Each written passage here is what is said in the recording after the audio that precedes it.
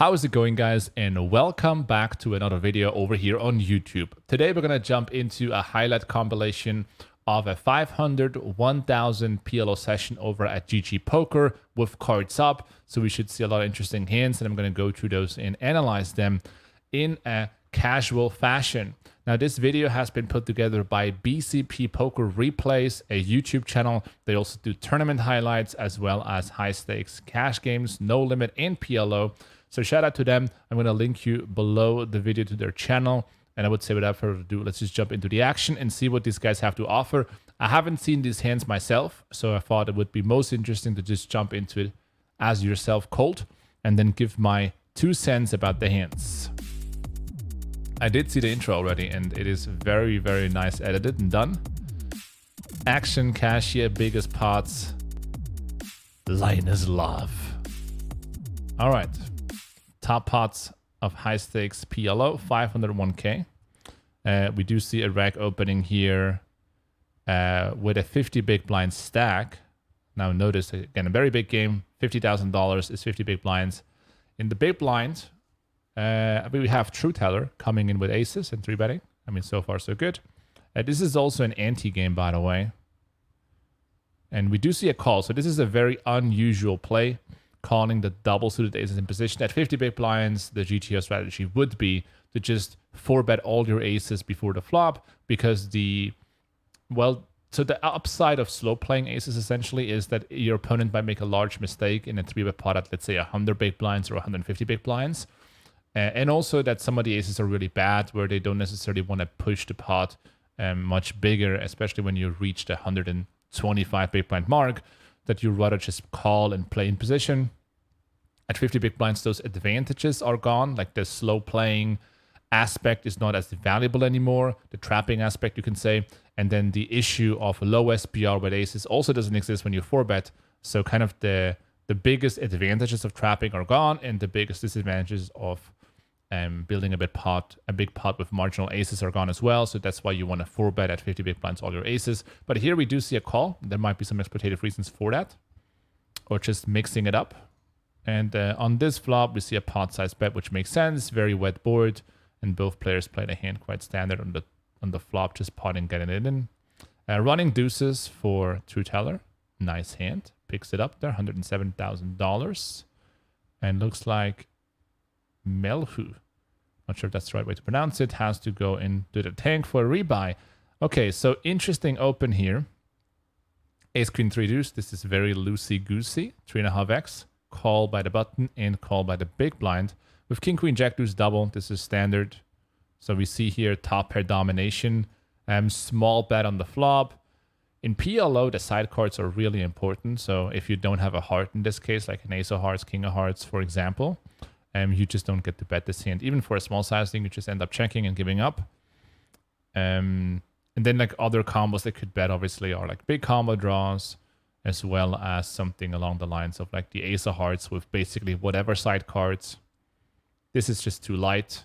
Big blind has top pair, backdoor flush draw, backdoor straight draw, and faces a very small bet. So the call is pretty obvious. Turn is obviously bad for both players. We will probably see a check. River's a king, so now top 2 pair for the big blind, and it goes check. Pretty standard. Again, flop bet here is too light, and the open as well.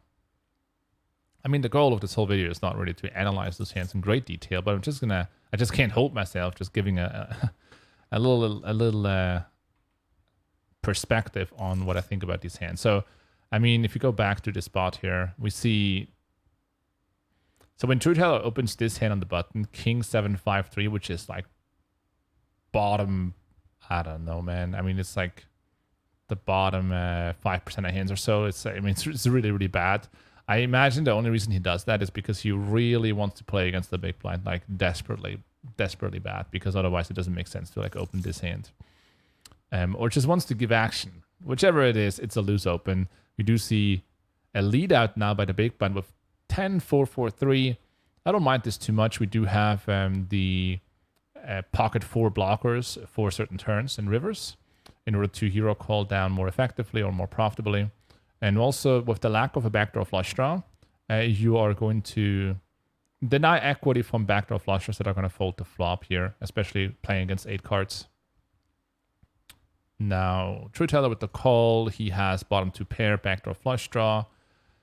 So, I mean, this call is thinner than it might seem.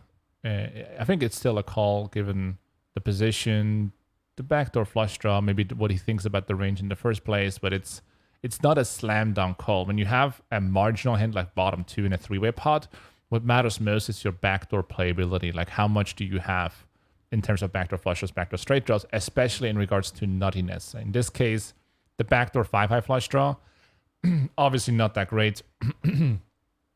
And then there are other factors to consider. For example, that the boat outs are also they could be dominated. But overall, it's not an incredibly loose call. And here we go. Oh man, the trouble kicks in. Full house over full house. What is the big blind supposed to do now? Well, the small blind is going to have a lot of over pairs and then some 10x as well. Like small blind's cold calling range will consist out of like weak kings, queens, jacks, and those will come along with backdoor flush draws on this flop. Maybe something like a king 6-7, a jack 6-7, a hand like jack 10-9-8, for example, backdoor flush draw. And so the small blind can call another bet with a hand, let's say like pocket jacks with clubs or pocket kings with clubs. The button will also have similar, like a lot of overpairs and so on. So the big blind, essentially by betting again on the turn, is saying, hey, I have a really big hand that can beat these overpairs, which are very prevalent in both ranges. So betting large makes sense. We'll see what happens. It's a small bet. Sure. So I don't really think this makes sense from a theoretical perspective, but if you think your opponent are going to call really light when they're drawing that could also be fine. Or almost that. River's a jack, so $40,000 in the middle, 10-3. I mean, it's a really good river card just because the button calls, you can have aces or kings with clubs. I don't think aces and kings with clubs will play any street pretty much different. The only question is how much are aces and kings willing to pay? Depends on the spot. Obviously, from a theoretical perspective, like this hand wants to pot the river, get a ton of value. 30k gets snapped away. It makes sense. Boat over boat. Unfortunate for True Teller. I'm not even going to try to pronounce his name, but I think this is the Lithuanian flag is winning the pot. Okay, so now we do see a 3x open and a 3-bet from the small blinds. It looks like we're not going to see the whole cards in this one. Ace high board, c-bet 1/3. This is completely fine. Very dry board and very much in favor of the 3-better. The king is also really good. This guy can have kings, ace, king. You could also have hands like queen, jack, 10 with diamonds. Those hands are frequently folding on the button against the bet on the flop. So he has basically all the equity and all the draws, but decides to check. And then in position is usually going to just check back. We see a bet of 24k. Seems pretty strong. Okay. Maybe we don't see all the hands cards up or face up because this session was only running for 20 minutes and they just recorded all the hands. What happened here? Raise and 3-bet. Half pot size c-bet on the flop. This is fine. You can also go like 1/3. It's a board where the big blind gets to apply a lot of pressure against the button range. All in the fold. Sure. Okay, we see whole cards again. Queen Jack 10-8 with a Jack high suit. Standard open. Standard call. This hand is never a 3-bet. Also notice that with the ante, there's more reason to come along a little bit wider in both positions. And we do see a bet and a call, which is standard so far. Wait, let's go back. So bet on the flop of half pot. Sure, you can also go larger. Obviously, this player has a very, very strong hand and really wants to get called. King 9 deuce with a backdoor flush draw and a 9 blocker is an easy call. On the turn, you could discuss whether or not the big blind wants to lead on a jack. And I would say it's complex. I would think this hand in particular. So let me put it this way. The most important blockers in this case are not kings. They're actually tens. And the big blind does not have a 10, right? So I would say maybe it's actually too weak of a hand to lead. But you could still go for a check raise once in a while. But the turn goes check, check, and then on the river, the big blind bluffs and gets snapped off by a straight. I guess you have to like not bluff all of these, although it's kind of hard to not have a... It's actually hard to have a weaker hand on the river than this one. And you will never have a 10 as a blocker because otherwise you will have a straight. So maybe king, king, 9 deuce could make it in there. And obviously in position as a straightforward call versus bet. Interesting hand there. I mean, not extremely interesting, but like interesting enough. 3.5x by 10-10 deuce deuce. That might be surprising to a lot of players that are new to PLO, but a lot of double paired hands are open racing from all positions. And this is very loose, 8-7-6-3. The reason this is loose is because your hand is very often dominated by pretty much your opponent's entire range. 9-9-4. Both players have weak hands, 1/3 pot size bet.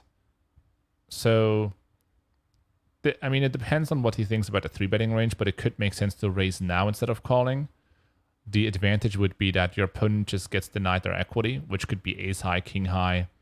But also your opponent gets denied the bluff opportunity on the turn. Like if you have 10-10 deuce deuce and the turn is not a 10 or a deuce basically, and your opponent fires again, you lose the pot. But if you raise on the flop to, let's say, 22k, your opponent gets to fold hands like this one or ace high, and then flats with hands like aces and kings, and you have still 4 outs to a very deceptively strong hand. And maybe sometimes you're going to stack a 9 even in the process of hitting a boat. So this hand could be a small raise on the flop. It really depends. If your opponent has an extremely strong range pre, which in this case is probably not the case, you should be careful raising too often because you're going to get called a bunch. If your opponent has a wider range, it makes more sense because you have more immediate fold equity to raise more often with a hand like 10-10 deuce deuce. Okay, interesting turn. So 6 of diamonds, which means this guy picks up a pair and an open-ended straight draw. And Timothy picks up the diamond draw. We'll see how this plays. I would say this guy here has quite a few reasons to barrel. First of all, he doesn't block. Like when you're bluffing, you want to think about what you're trying to make fold, right? And in this case, the imposition player could have a hand like pocket kings, pocket queens, like ace king king, ace queen queen, kings, queens in general. So those hands are unblocked and they potentially are folding against the turn bet or river jam. Then also you want to think about how much are you blocking the value range. So 9x, in this case, holding 8-7-6 has some blocker effects, some blocker components to run down. So like it could make sense to also fire because of that. You also picked up additional equity. You can make a straight, you can make trips. So barreling the turn could make sense from that perspective. And then lastly, if you barrel turn and get called and the river breaks a diamond, so it's a non-diamond card in the river, it's very likely your opponent was floating you again with diamonds because you're unblocking diamonds. So you can have a hand like 10-10 deuce deuce with diamonds, but more likely a hand like kings and diamonds, queens and diamonds, and then you can just barrel through all in on the river with your hand, or even bet something like half pot and bluff that way. And then lastly, you could also improve to a straight and then value bet. But the check comes in, and 10-10 deuce deuce, I think has a very high EV check back. Shouldn't make aces or kings fold with a bet, and has a lot of equity against the air portion. So why not just check a free card, which is what happens. Unlucky river for the big blind, or small blind actually. River's a straight on the backdoor flush completing card. Bets 20k into the dust. I mean, it's not an easy spot, by the way, for Timothy, but we'll see a call here for an 83k pot. That's it.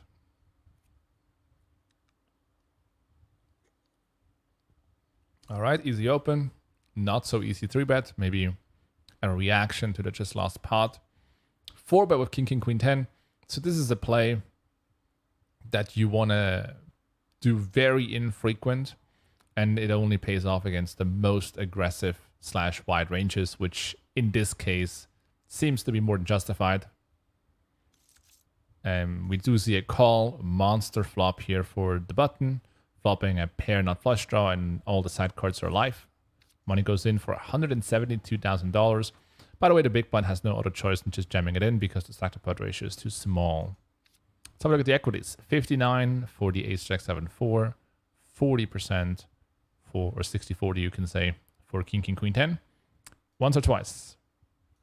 The answer is one time. Jack on the turn gives 2 pair for jack 7, and then the open ender for the king queen. River, ace 9, king 5, and it is a 10. Oh, a 10 as well. Trips up Bellarmino. Bellarmino, yeah. Nice hand, 172k. That's a pretty nice pot. Pretty nice pot with kings. Again, the hand played straightforward. Looks like this guy's having fun though. Losing the pot in a dramatic fashion. We see a limp. Limping is going to be a big part of the strategy in an ante-game. Min bet on the flop. Don't like this particularly. Like, I think the card's a little bit too weak. And then king, queen, 8-7 is just a call. For the turn, nothing really changes for the small blind. We should see a check fold. I mean, the 6 blocker is in the hand, but I don't think it's enough. I would imagine that this...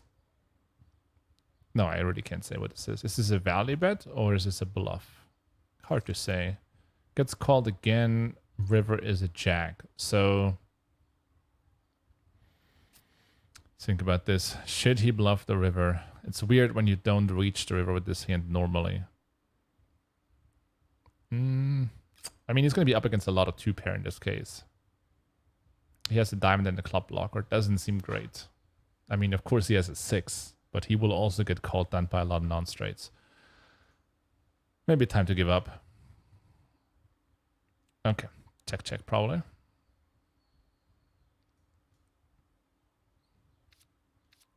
All right. Okay, so we do have a rebuy for $100,000. And we do see a 5x open from a 60 big blind stack. And a queen 10-9 for defend. Some loosey-goosey stuff, and the domination takes place right on the flop. Top 2 against top and bottom. Sorry, top 2 against bottom 2 pair. 10-9 versus ace 10. Check, check on the flop. Is this a thing? I would say no. Probably should bet this hand for a few reasons. Number one, at 60 big blinds, like top 2 pair is still good enough to get the money in. You do block the side cards here. You have you do block some of the draws. 1 spade, which is great, and 1 jack. So you will experience, like, this player will see a lot of fold equity there, or good enough to justify just betting and building a pot sometimes, which is not really wanted, but the fold equity is nice. There are very few instances where top 2 pair will check back, and you have to have like a really shitty side cards. And I think, although these side cards aren't great, they have enough blocker potential to justify just betting, especially at 60 big blinds. So maybe a hand like, let's say this player had a hand like ace 9, 6, 7, and that would be a standard check back. Or a hand, let's say like, well, 10, 9, 6, 7 is also a check back. Even 10, 9, 7, 8 is a check back. I mean, depends whether or not there's a flush draw, but whether or not we have a flush draw. Okay, so this is really tricky now.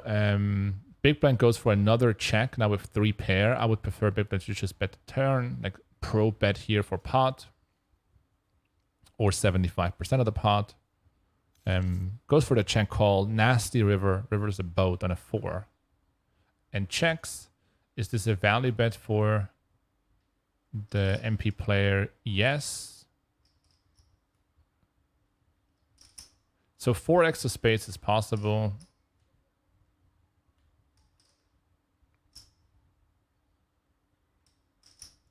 Yeah. Unlucky, but I think we probably have to bet. Like half pot. All right. Half pot donation. Next hand, queen, queen, 5 deuce. So it looks like, wait, did queen, I guess queen, queen, 5 deuce folded, but it's going to show later on. We have a very strong hand in the big blind. We will obviously see a squeeze. Okay. I mean, there's not much room to play now. I was thinking about like what should the big blind do, but big blind only has 18 big blinds remaining. So the answer is all in. Gets 2 folds. I'm not really sure why we see the. Why do we see the queen 5 deuce there? I'm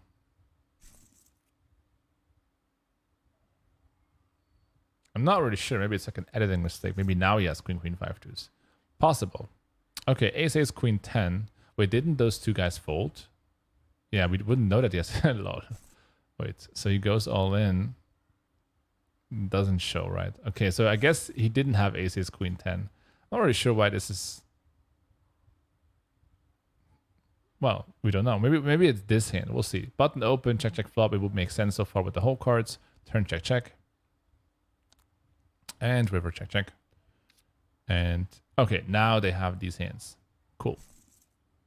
A little bit of confusion there. We move on. We have some pretty deep stacks now, especially here in the blinds and in EP. $245,000, 3x open.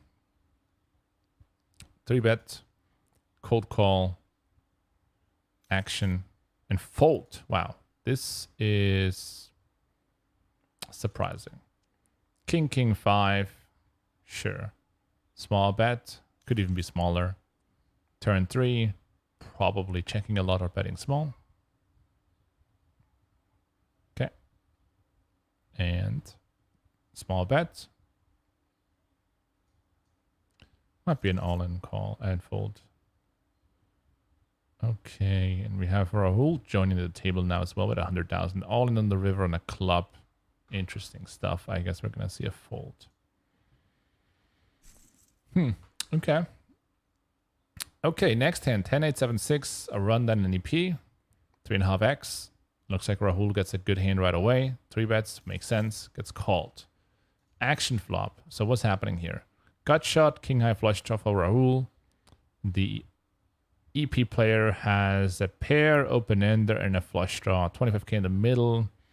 I mean, the money will find its way into the middle in one way or the other. I would say that Rahul probably wants to check. And then this guy wants to bet like 1/3. Okay, check. Full pot, sure. And then Rahul versus full pot, it's... I mean, against full pot, it's not that great as if you were to see a 1/3 pot size bet. Against 1/3, a very clear check call. Against full pot, I mean, you're also going to check call and hope for the best, I guess, especially against this EP range. You really don't want to run into the nut flush draw, of course. But this guy playing pretty wild, you know, when he has the nut flush draw, so be it. The check jam is not minus EV. I just think calling is probably going to perform better. Money goes in for $200,000. Let's see the equities. We see 49.76 versus 50.24. Pretty much an exact flip. Once or twice. It's one time. Rahul says one time only. Needs a spade. Oh, a queen is good as well. And a 6. Wow. Nasty. The queen hope first, and then the 6 for trips. $220,000 now. Let me try to pronounce this. Vaska Boinicao. I mean, that's tough. Vaska Boinicao. Okay, Vaska Boinicao. All right, we see Bellarmino. This is tough. Bellarmino with the open ace, queen 8-3. So far, so good. Not sure why we again see this guy's whole course. Maybe he's going to show it afterwards. Ace queen 8-3 versus 35 bigs is a fold. Versus a 3-bet, we do see a call, pair and a gut shot, backdoor flush draw. Pot size bet left all in. I mean, sure, we could also see a smaller bet here for sure. And then fold in the flop. So I guess these are not the correct hole cards. Unless they're showing it now. No, they're not showing it now. I mean, it must be an editing mistake. Maybe those are the whole cards right now. Okay, let's see. We see a limp, which is unusual. We do see a limp. Could be ace queen 8-3, and then the raise could also make sense with the king jack 10. We'll see a check if those are the actual whole cards. Vasca with the small bet could also make, could also be the way he plays the hand. Turning 2 pair versus the open ender. Probably see a free card at this point. That's another nasty run out there. The block bet on the river when the Jack 10 street completes. The Jack 10 straight completes. Okay, we'll see. The pot size rates 38,000 and ace queen 8-3.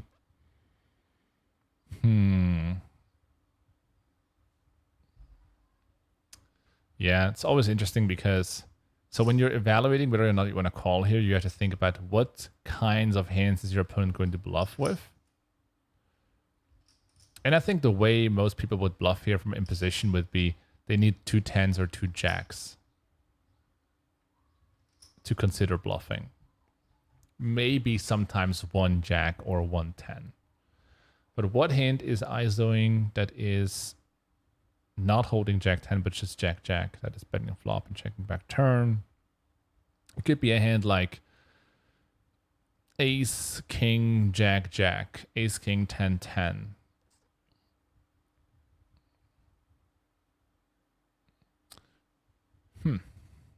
It's a toughie.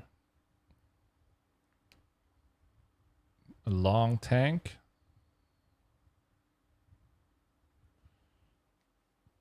It obviously sucks he doesn't have a queen or he doesn't have a jack or a 10 to call with here. So makes the call for about $100,000 pot, and Jack 10 is good. I mean, Jack 10 is obviously good, but Jack 10 wins the big pot there. 9976 gets snapped away by King 886. Loose call in position, but they're deep. Interesting flop. Oh man, set over set, and they. Oh, actually, 9976 also has a straight. 9976 flopped, an absolute monster. And it's going to be interesting to see like how both of those players are playing. I would imagine we see a bet here. There are plenty of weaker hands that can call, even raise the flop. And versus bet, we will just see a call because the button here doesn't want to get things out of hand. He doesn't want to just get all the money in the middle with a middle set here, no draw. Or no real draw. Pot size bet, obviously unfoldable for button. Turn is a diamond. Another pot size bet. I mean, you just gotta call and hope your opponent has that combo draw, or that you're boating up. But in this case, boating up will be the worst thing that could happen. 36K. He also blocks 6-7 holding the 6. So river is a 6. So 10-7 completes. But also a lot of draws bust, right? The club draw, the diamond draw with Jack 10 is busting. So we might see a block bet or a check. When we consider this hand, we have 1 diamond but no club. So holding no club is quite substantial. There are a lot of busted draws out there. Yeah. Could be both. I mean, checking is an option. Of course, when he checks, but checks behind, 100K pot there. Building a stack. 324,000 for Vasca. We're just going to call him Vasca now. Next hand, Vasca with the fold. Timothy with the open. Standard King 8-5-4. Flat out of position with Ace King Jack 8. They're deep. This makes sense. Check on the flop. This hand here, I can probably go both ways. Check back or bet. Goes for the small bet, and then this hand should usually raise, especially against a small bet. With the nut flush draw, top pair, top kicker, but it goes for the call. Fine too, and then the turn hard. We see a check. Let's think about this. Yeah, seems fine. River's an ace. Yeah, so I think we should see a check. And then a bet. And then I have no idea if it's going to call or raise. It's a block bet. Okay.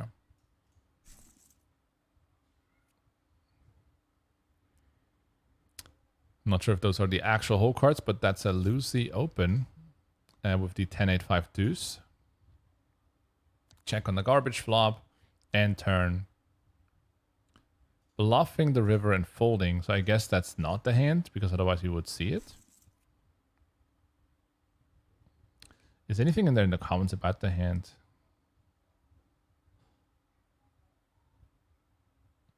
Often the wrong hole cards. I'm sorry, but these are only 2 hands. Don't worry. Okay, I guess 2 hands and 2 hands, they're using the wrong hole cards. What do we see here? We see a new opponent, Shriner in the mix. And I guess these are the hole cards. Pet and min raise in a limped pot. Okay, call. And then they just check it down. Weird. Next hand. Looks like kings in the small blind should be a limp. And then we should see a raise and we should see a call. Check on the flop. And I would say this hand probably wants to just check back.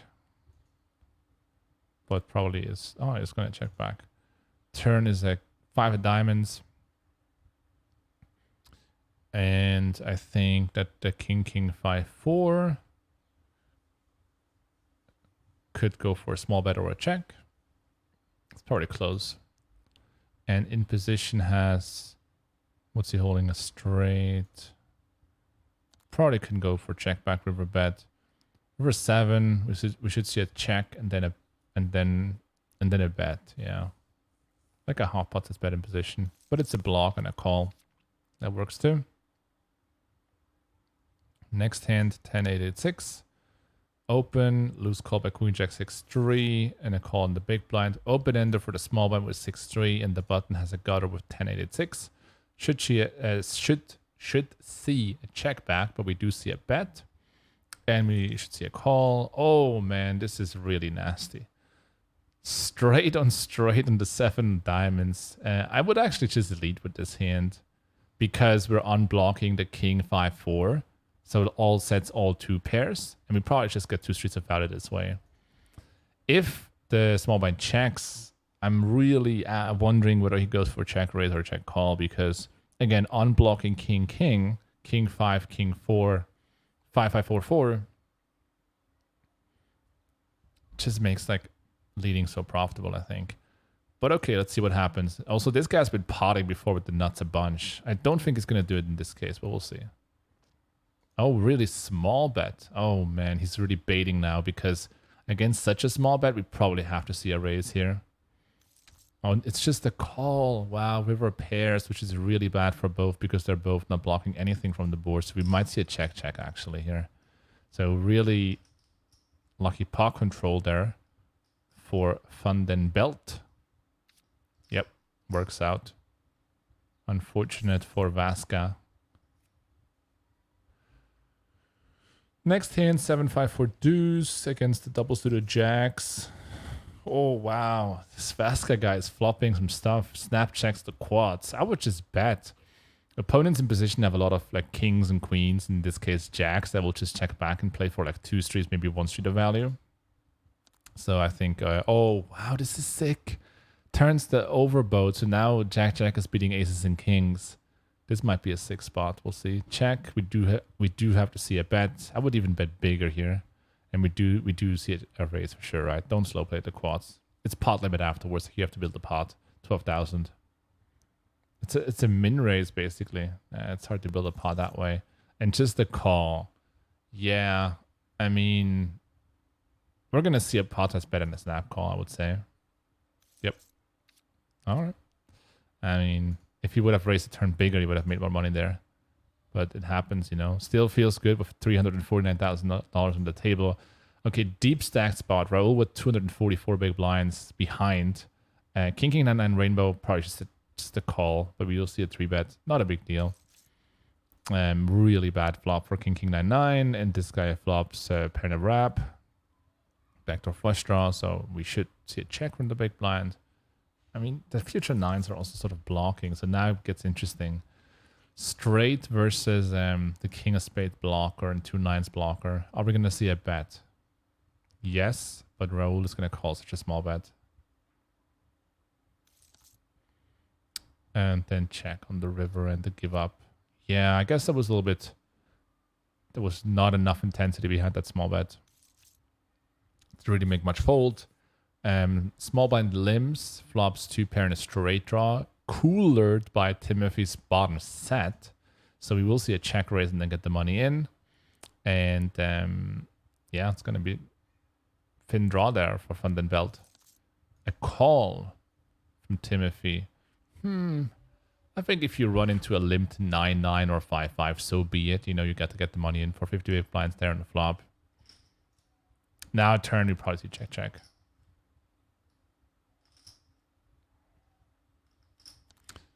All right, river check and check. Yeah, I guess missed some value there.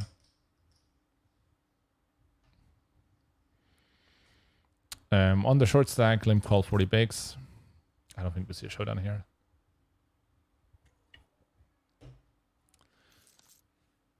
Check call.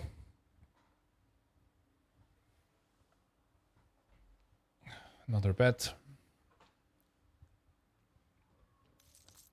Ah, nice. They have another video, as he suggested, their top 10 biggest PLO pots of April. Could do more of these guys. Let me know in the comment section. Oh, wow. Lead on the river and donk and then jam. Oh, wow. What are we going to see here? Wow. Goes for check call twice and then donks the river on a 5 and it's no good. And now reloads for 100k right away. Again, shout out to GGPoker replays. I'm going to link them below. Give them some love and show them and then give them a subscription. They have a lot of great replays and I can't cover all of them, obviously. And won't because they also have a lot of no-limit stuff. Oh man, the next cooler already on the horizon. Kings over aces against the guy that 3-bets a bunch of hands. We might see actually just get it in for $100,000. Yeah, it's tough. It's a tough world out there with the Kings in Omaha. It's a tough world. All in for another $100,000 each. Running it twice. Kings lose the first. And the second. It's a rough night. It's a rough night for the Russian player. $438,000 for the Lithuanian Vaska.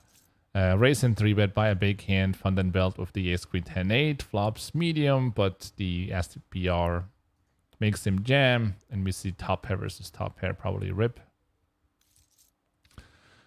And we're looking at 66% equity versus 33% equity. 34% equity. They run it twice. 2 pair for 8-7. And they split the pot. 2 pair for 10-8. The second run. 3x open by roll. Timothy with the call. I think we're just going to jump these that are no showdown. Oh, check raise and fold. Okay, another showdown hand. Vandenbelt on 60 big blinds calls. Pair straight draw versus open ender. Check, check flop. Check, check turn. And river. Jack 8 straight versus 6-8 straight. We probably should see like a pot size bet. No, it's a check. And now we should see a pot size bet.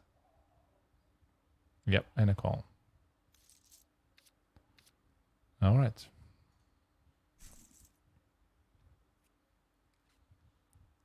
One more hand. Ace, king, queen, 3. Raise, call, and 3-bet. Oh, spicy. Call by both players. Nut flush draw. And this player has bottom pair backdoor flush draw. There's some spicy turns in the deck. We'll see what happens. We should see it. We should see a check back here. With ace king 7-6. See what happens. Looking for that spade. It's a diamond though. Nut flush snap check by Vaska. I mean, there's some value to be gained from an 8. There's some protection to be gained. Okay, so now that the late small step from Timothy and probably not a good spot to bluff river. 80k pot. Wow, just $500,000 in the stack there. $500,000. We're gonna move forward here. Oh, and the seat opens up. Banks $500,000 easily, and I think that pretty much concludes the video. Guys, hopefully you enjoyed this. Let me know in the comment section. Hit the thumbs up if you did. Subscribe to the channel. This has been Fernando, also known as JNandez87, for a high stakes poker review at PLO 1000.